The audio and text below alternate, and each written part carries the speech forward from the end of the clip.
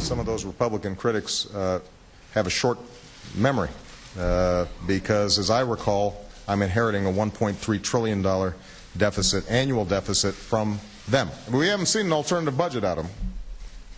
And the reason is because they know that, in fact, the biggest driver of long-term deficits are the huge health care costs that we've got out here that we're going to have to tackle.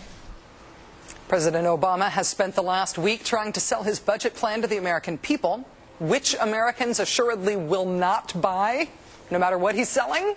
That would be the tiny little minority of Americans who are Republican members of Congress. Those good folks today went war metaphor crazy.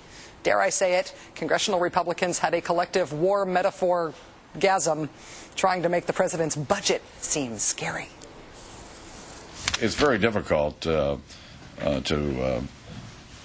deal with the aircraft carrier that he's proposing when we're suggesting a destroyer would probably do the job. He's waving a white flag of surrender on the deficit. It puts us on the path over 10 years for a very different kind of country, one with less freedom. No matter how persuasive they are that the president's budget is an advancing foreign army, or a surrendering American soldier, or a bad aircraft carrier, or whatever, the political reality is that the Republicans are such a tiny minority in Washington right now. They have so little power of any real kind in the political system that it just doesn't matter what they think. Mathematically, the Republicans don't really matter. If the president does actually have political trouble passing his budget and his other priorities, it will not be because of anything Republicans have done. They are essentially politically irrelevant now. If the president can't pass his budget and his agenda, it won't be because of Republicans. It will be because of this guy. Evan Bayh, he's a Democrat. Evan Bayh waited through George W. Bush's 2 terms in office. He waited until a Democratic president was elected, and then he formed a group of conservative Democrats in the Senate to oppose his own party's agenda. Under Senator Bayh's leadership, 8 conservative Democrats have written the White House saying they are siding with the Republican minority and saying that they want it to take more than a majority vote to pass legislation like health care reform and global warming legislation. They, as conservative Democrats, want it to be harder for the president's agenda to pass the Senate. Do I need to say the "with friends like these" line, or are you already thinking it? Today, a group of progressives launched a new initiative to pressure Evan Bayh and the Conserva-dems off their course of opposing the president's agenda. Joining us now is one of those progressives, Jane Hamsher, founder and publisher of the very influential blog Fire Dog Lake. Jane, thanks very much for being here. Thanks for having me, Rachel. So who are you working with to target Evan Bayh and the Conserva-dems, and what's the campaign going to be like? Well, we're working with Campaign for America's Future and also U.S. Action, trying to take a look at what's really going on in the states and the districts that these people live in. Evan Bayh and others use the cloak of coming from semi-conservative areas in order to justify taking enormous amounts of lobbying money and then blocking legislation that President Obama says the country needs, in his case, states where Obama won handily. Now, that's alleging that this is because he's taking lobbying money is not necessarily alleging corruption, but you are essentially alleging that he's being paid to pursue this agenda. Is there a reason to think that he wouldn't pursue it otherwise, even without those campaign donations?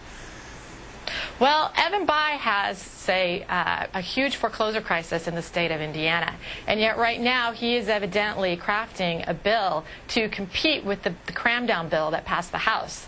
That bill would have allowed more bankruptcy judges to write down the value of mortgages and keep people in their homes. It was estimated that it would have kept people in their homes at 20% of foreclosures at absolutely no cost to the taxpayer.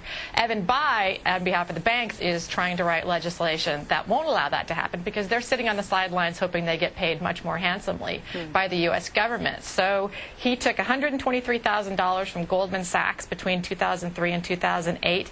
He took $1 million from securities and investment firms in donations from 2003 to 2008. So yes, people are going to be asking that question. When you've got a real bad problem in your state that could be solved without spending taxpayer money, but the banks don't want it, how come you're the one that they're going to do this?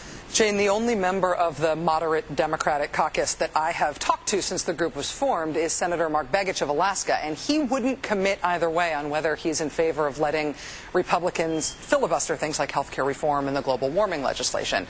Aside from that issue of what is subject to the filibuster and what could just pass with a majority vote, do you feel like you know at this point what else they're going to be taking the Republicans' side on, what else these conservative Democrats are going to do?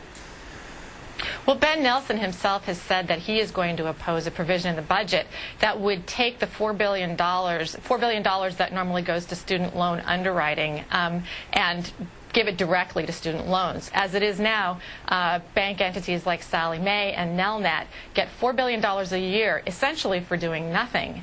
They write student loans, but then the federal government guarantees them. So if any of them go bad, we pick up the tab. So President Obama has rightfully said, let's just take that money and apply it to student loans and stop giving it to a middleman. And they've decided that that this absolutely has to be there.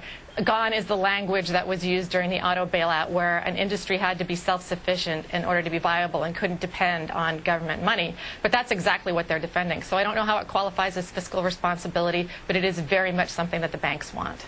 You know, once upon a time, Republicans felt like they had to answer to their conservative base, and Democrats didn't feel like they had to answer to their liberal base. I think that's over. Jane Hamsher, founder and publisher of Fire Dog Lake, thank you for coming on the show tonight. Thanks for having me, Rachel.